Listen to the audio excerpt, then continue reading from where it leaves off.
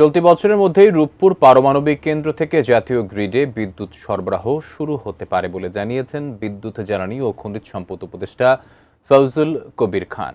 রোববার ঢাকায় Russian day অনুষ্ঠানে নিজের ভাষণে এই সুখবর দেন বিদ্যুৎ ও জ্বালানি উপদেষ্টা।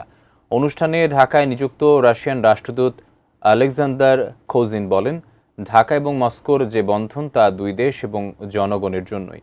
১৯৪৫ সালের ১২ জুন পারমাণবিক শক্তি হিসেবে বিশ্বে আবির্ভূত হয় রাশিয়া। সেই দিনটিকেই তারা জাতীয় দিবস হিসেবে পালন করে।